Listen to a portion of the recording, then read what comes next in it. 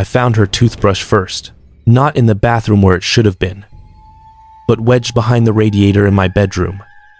The bristles worn down to nubs, stained a rust color that I told myself was just old toothpaste.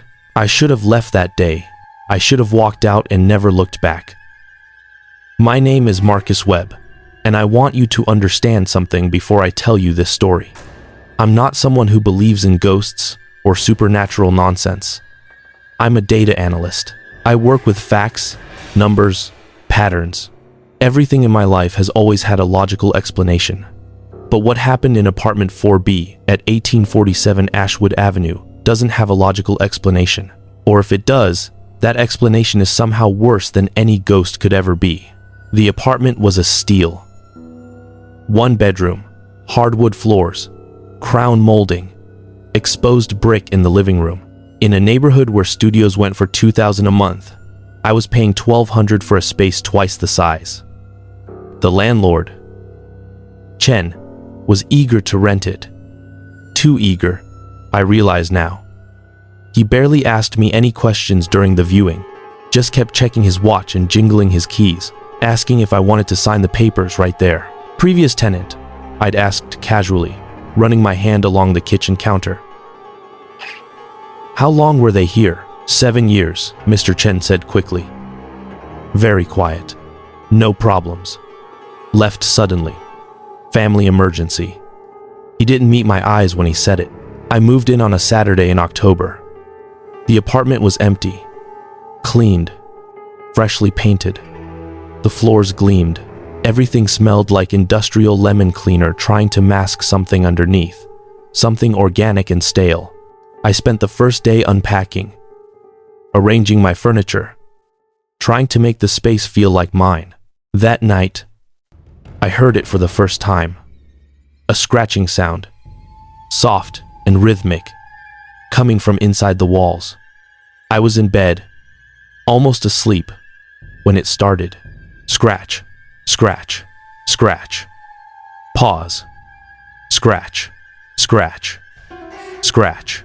I sat up, listening. It was coming from the wall behind my headboard. Probably mice, I thought. Old building, old pipes. Rodents were practically guaranteed.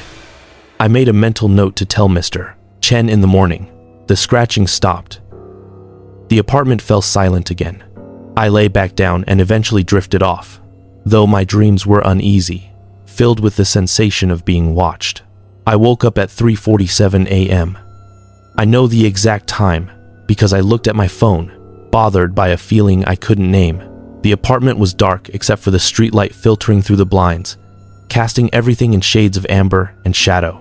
I was about to close my eyes again when I heard it. I held my breath. The footsteps were too deliberate, too measured to be pipe settling or rodents scurrying. They had weight. They had intention. I listened as they traveled the length of the apartment, paused, then returned, back and forth. Pacing. Someone was pacing inside my walls. I turned on every light in the apartment and didn't sleep the rest of the night. The next morning, I inspected every inch of those walls. I knocked, listening for hollow spaces. I checked for seams, panels, access points. Nothing. The walls were solid, original plaster over brick. There was no space for anyone to be inside them. I felt ridiculous. Embarrassed by my late-night panic, I'd been stressed from the move, I told myself. I'd imagined it. Old buildings make noise. That's just what they do. But then I found the photographs. They were tucked behind the medicine cabinet in the bathroom. I'd been replacing the rusty fixtures when the cabinet swung open wider than it should have, and 3 Polaroids fell out, fluttering to the tile floor like dead leaves. I picked them up. All 3 were of the same woman. Mid-30s, maybe. With dark hair pulled back, pale skin, and eyes that seemed too large for her face. In the first photo, she was standing in my living room, smiling at the camera.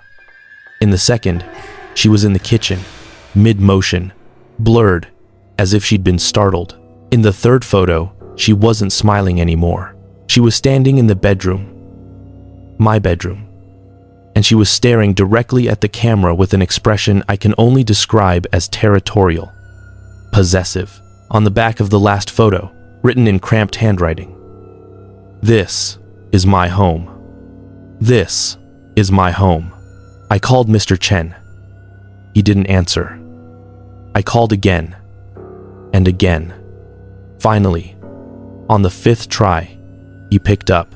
"The previous tenant," I said, my voice tight. "I need to know what happened to her." Silence on the other end. "Then she left. I told you. Family emergency." "What was her name?" "I don't think that's Bray." "What was her name?" "Claire. Claire Holloway." "But she's gone, Mr. Webb. She's been gone for 3 months. Did she leave anything behind? Any of her belongings?" Another pause. "She left everything. Just walked out one day and never came back. We tried to contact her. We left messages, sent emails. Nothing. After 30 days, we cleaned out the apartment and relisted it. That's legal. That's protocol." "Where did you put her things?" "Storage unit downtown." "Why? What's this about?" I hung up without answering. That night, the noises grew worse. Not just scratching and footsteps now, but other sounds. A faucet running when all my faucets were off. A door closing when I was the only one in the apartment. And once, just once, I heard humming. A woman's voice, humming a melody I didn't recognize, coming from somewhere behind the kitchen wall. I started documenting everything. I set up my phone to record while I slept. I took photos of anything unusual. I was determined to find a rational explanation, to prove to myself that this was just an old building with quirks, not something impossible. The recordings were worse than the experience itself. On the first night's audio, beneath my own breathing, you could hear it. Another person breathing. Slow, steady breaths that didn't match my rhythm. On the second night, whispers. I couldn't make out the words, but they were there, clear and undeniable. On the third night, my phone captured something that made my blood go cold. At 2:33 a.m., on the recording, my bedroom door opened. I could hear the hinges creak. Footsteps crossed the room, slow and deliberate, approaching my bed. They stopped right next to where I was sleeping. For a full minute, there was just breathing. Close. Then, a voice, barely above a whisper. I hadn't heard any of this while it was happening. I'd slept through the entire thing. I started sleeping with my lights on. I started sleeping with a baseball bat next to my bed. I stopped sleeping altogether. The apartment began to change in small ways. I'd leave a coffee mug on the counter and find it in the sink, washed and dried. I'd close the shower curtain and come back to find it open. Books on my shelf would be rearranged. My clothes folded differently. At first, I thought I was losing my mind, that the sleep deprivation was making me forget my own actions. But then it started happening to things I was certain about. I put a chair in front of my bedroom door before I went to sleep. In the morning, it was in the corner of the room, and I was certain, absolutely certain, that I hadn't moved it. I found long dark hairs in my bathroom sink. I live alone. I have short hair. They weren't mine. My food started disappearing. Not all of it, just small amounts. A few bites out of a sandwich. A portion of leftovers. Like someone was eating just enough to survive. Then came the smell. Faint at first, barely noticeable, but growing stronger each day. It was coming from the walls. A stale, unwashed odor. The smell of someone who'd been living in a confined space for too long. The smell of someone who had nowhere to bathe, nowhere to properly exist. I contacted an exterminator, claiming I had a rodent problem. He came, inspected, set traps, checked the walls with some kind of thermal camera. Nothing, he said, packing up his equipment. No heat signatures, no droppings, no signs of infestation. Your walls are clean.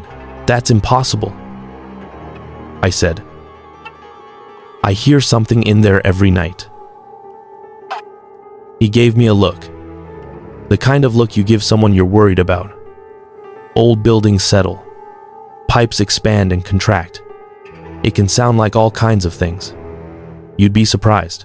After he left, I stood in my living room, staring at the walls. I placed my palm flat against the plaster. It was warm. Not room temperature warm, but body warm. Like something living was pressed against the other side. That's when I started tearing the walls apart. I started in the bedroom, with the wall where I'd heard the first scratching. I used a hammer, smashing through the plaster, tearing away chunks to reveal the brick underneath. There were gaps, spaces between the bricks and the plaster, but nothing big enough for a person. I moved to the next wall, then the next. I worked through the night, destroying my security deposit, destroying any claim to sanity I had left. Behind the wall in the living room, I found them. Moth-eaten and filthy. A flashlight with dying batteries. Granola bar wrappers. A plastic water bottle. And a journal, its pages swollen with moisture and covered in that same cramped handwriting from the photograph. I sat on my destroyed floor, surrounded by rubble and dust, and I read Claire Holloway's journal. The first entries were normal. Observations about her day, complaints about work, notes about books she was reading. But as I flipped through, the entries changed. They became paranoid, obsessive.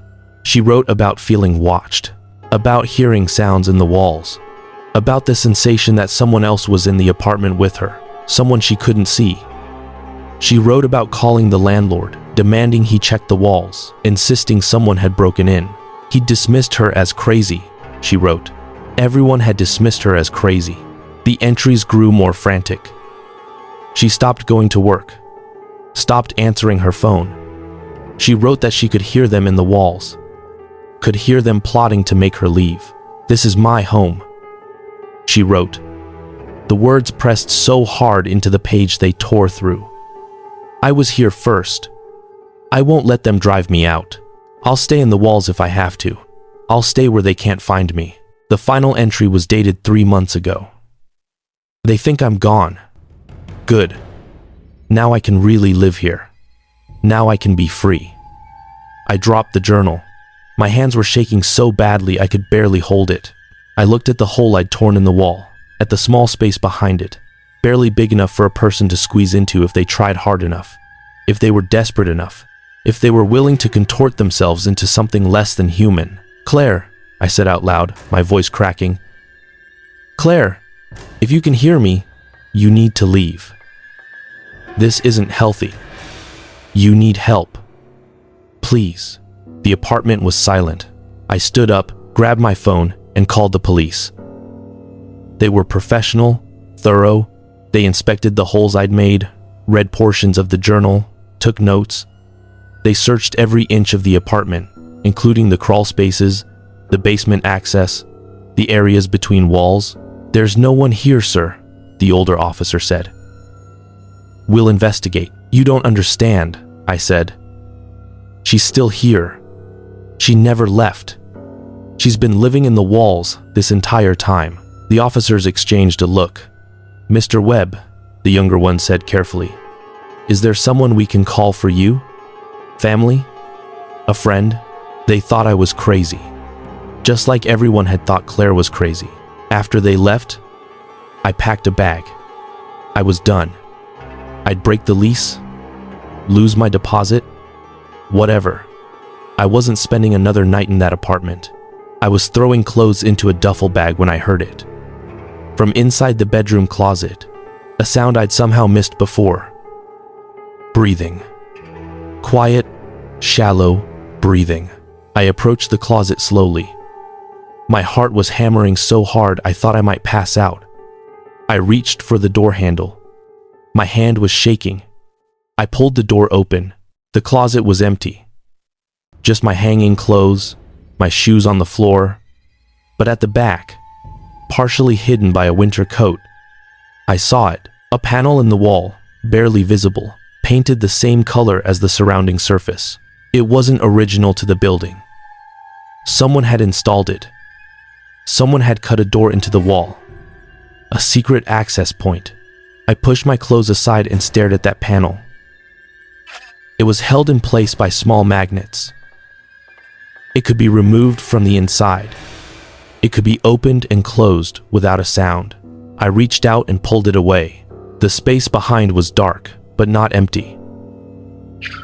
I could see a shape, human-sized, pressed back into the shadows. I could see eyes, reflecting what little light reached them. I could see a face, pale and gaunt, framed by dark matted hair. "This is my home," Claire Holloway whispered.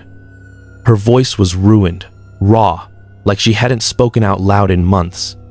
I was here first. I ran. I didn't grab my bag. Didn't grab my keys.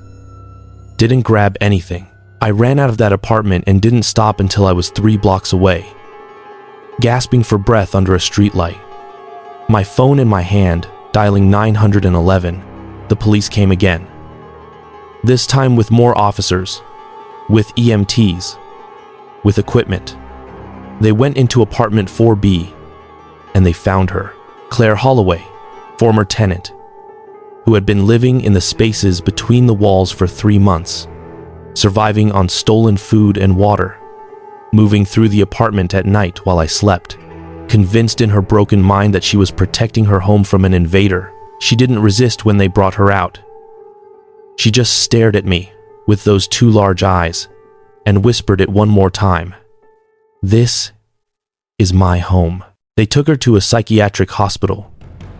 I gave my statement, signed paperwork, answered questions. Mr. Chen was investigated for negligence. The building was inspected and found to have multiple access points in the walls, remnants of old renovations that had never been properly sealed. Claire had discovered them, had used them. I never went back to that apartment. Mr. Chen was forced to return my deposit and first month's rent.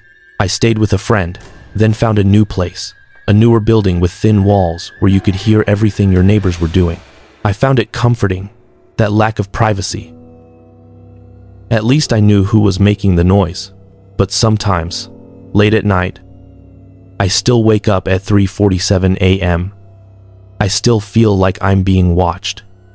I still catch myself listening for footsteps where footsteps shouldn't be.